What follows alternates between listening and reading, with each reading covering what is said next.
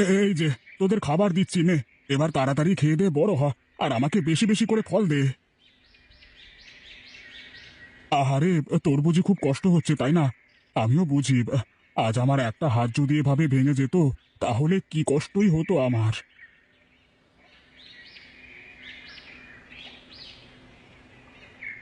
এই তো সব গাছে সার দেওয়া শেষ। এবার যাই, বাড়ির দিকে যাই।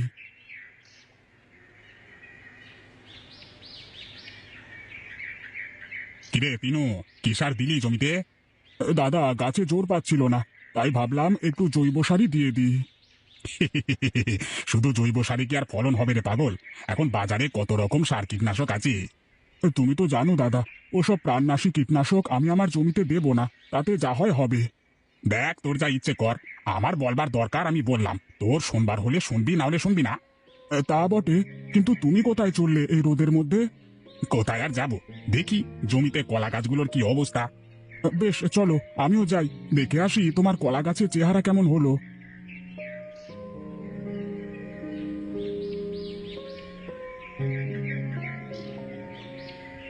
আরে বাহ, তোমার কলা গাছগুলো তো বেশ বড় হয়েছে, আর সব গাছই মনে হচ্ছে কাঁধ এসে গেছে। তাছাড়া আবার কি, এই দেখ না, একসাথেই তো লাগালাম, দু একদিনের ব্যবধান, আমার গাছগুলো দেখেছিস? তবে যাই বলো দাদা, তোমার গাছের গোড়ায় কিন্তু মাটি কম, একটু জোরে বাতাস হলেই সব কলা গাছ ভেঙে চুরে পড়ে যাবে। আরে না না, তার আগেই কিছু একটা করে ফেলবো। বেশ, তুমি তাহলে কাজ করো, আমি আগালাম বাড়ির দিকে। সেই সকালে এসেছি, খিদে পেটের মধ্যে কামড় দিচ্ছে।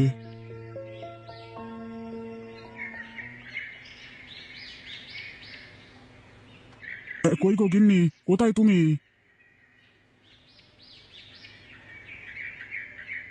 কি গো, কখন আসলে তুমি? এই তো আসলাম মাত্র, এসেই তোমাকে ডাকছি, কিন্তু কোনো সাড়া শব্দ তো পাই না। কি করে পাবে শুনি? আমি তো বাড়ির ভিতরেই নেই। সে তো দেখতেই পাচ্ছি যে পানি আনতে গিয়েছিলে। দাও দেখি, এক গ্লাস ঠান্ডা জল দাও দেখি। খালি পেটে পানি খেতে হবে না, এক কাজ করো, হাত মুখ ধুয়ে এসো, খাবার খাবে। তোমার সাথে আসলে কথা বলে পারা যাবে না গো, তুমি যা বলবে তা তো করতেই হবে।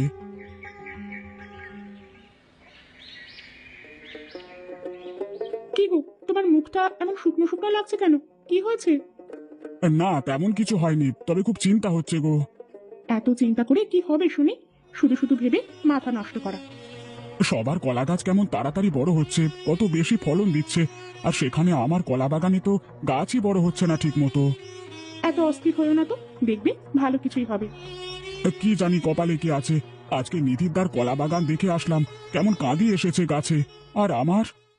অপেক্ষার ফল মিষ্টি হয়, শোনোনি তুমি? একটু ধৈর্য ধরে দেখবে, ভালো কিছুই হবে।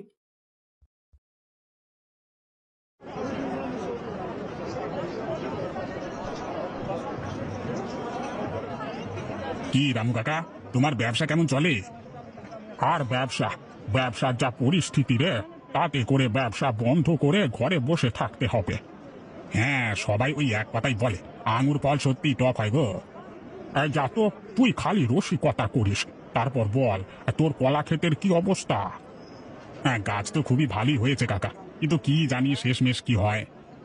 সামনে ঝড় বৃষ্টির সময় আসছে, গাছের গোড়ায় মাটি দিয়ে পেলা দিস কিন্তু, তা না হলে আবার বিপদ হয়ে যাবে। কিন্তু তাতে তো অনেক ব্যয় হয়ে যাবে দাদা। ফল নিতে হলে তো খরচ করতেই হবে, আর তা না হলে যদি সব গাছ পড়ে যায় ঝড়ে বাতাসে। তা কথা মন্দ বলনি কাকা, কিন্তু এত গাছে পেলা দিতে গেলে তো অনেক খরচের বিষয়। এখন ভেবেচিন্তে দেখ কি করবি, আর মাটির তো সেসব গুণাগুণ নেই এখন আর, সার কীটনাশক সব কিছুই শেষ করে দিচ্ছে। তা না হয় হলো, তা তুমি তোমার ফলের ফরমালিনের কথা তো বললে না।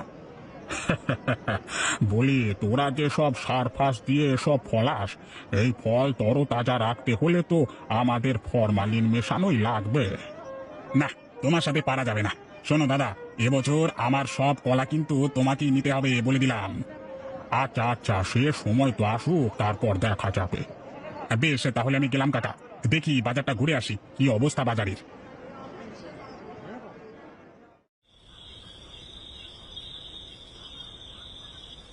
কি গো, তোমার কি আজকে উপোস নাকি?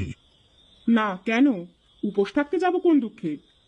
হ্যাঁ, না না, ভাবলাম হয়তো আমার মঙ্গল কামনায় ব্রত রেখেছো। আমার খেয়ে দে কাজ নেই, তোমার জন্য এসব করতে যাব?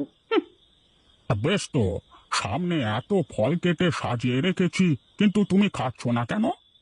এসব ফল খেয়েই তো আরো বেশি সমস্যা হচ্ছে, তার চেয়ে না খেয়ে থাকাই ভালো। ফল আবার তোমার কি করলো শুনি? আমি তো দেখি তুমি নিজে হাতে এইসব ফলে ফরমালিন মেশাও, ওটাও তো একটা বিষ। আচ্ছা, তুমি বোঝার চেষ্টা করো না। যারা ফসল ফলায় তারাও তো বীজ দিয়েই ফলায়। এসব ফল ভালো রাখতে হলে ফরমালিন দেওয়া লাগবেই লাগবে। তুমি খাও তোমার ফল, আমি আর খাবো না।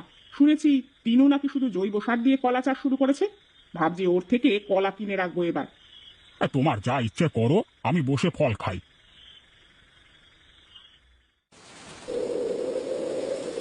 বুঝলে গিন্নি, বেশ জোরে জোরে বাতাস হচ্ছে। কে জানে জমিতে কলা গাছগুলোর কি অবস্থা। বেশি চিন্তা করো না, আমাদের গাছের কোনো ক্ষতি হবে না। তুমি কিভাবে জানলে যে আমাদের গাছের কোনো ক্ষতি হবে না?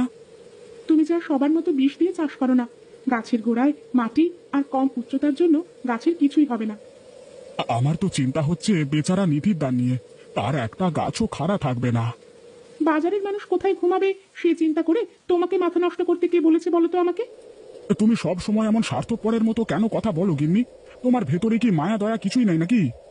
আছে তো, প্রচুর আছে, তবে সব জায়গায় আমার দয়া মায়া উথলিয়ে পড়ে না। মেয়ে মানুষের চিন্তা ভাবনা কে বুঝতে পারে? কার এত সাধ্য?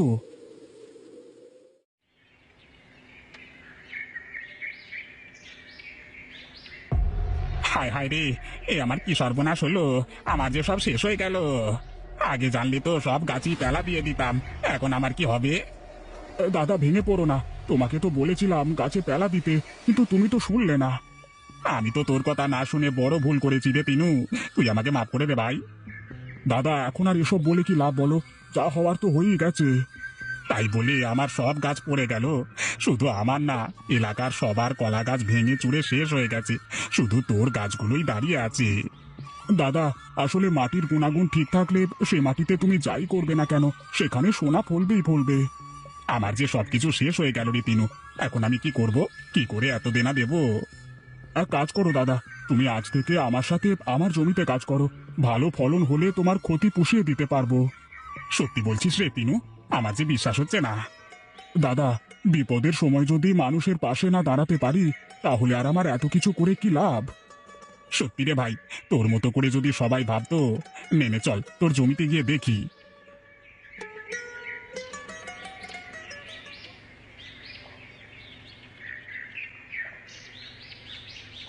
কই রে তিনু, বাড়িতে আছিস নাকি রে? আরে রামু কাকা, তুমি? তা কি মনে করে আমার বাড়িতে আসলে? এসো এসো। বলছিলাম যে, এলাকায় এবছর ঝড়ের ক্ষতি তো সব জানিস। কোথাও কারোর জমিতে একটা কলা গাছও আসতো নাই। হ্যাঁ জানি তো। মোদ্দা কথা কি তাই বলো দেখি। আমি বলছিলাম যে, এবছর তোর সব কলা যদি আমাকে দিতিস তুই। আমাকে মাফ করবে কাকা, আমি তোমার কাছে আমার জমির কলা বিক্রি করতে পারবো না।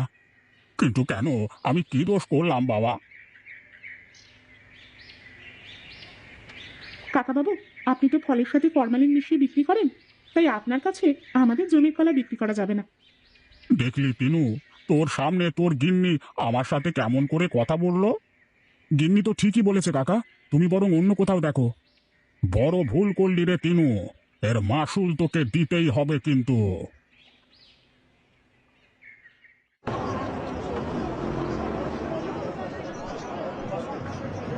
আসুন বাবু আসুন, একদম ফরমালিন মুক্ত কলা নিয়ে যান, আসুন আসুন। আমাকে আর বলতে হবে না নিধির বাবু, আমি সব জেনে শুনে এখানে এসেছি।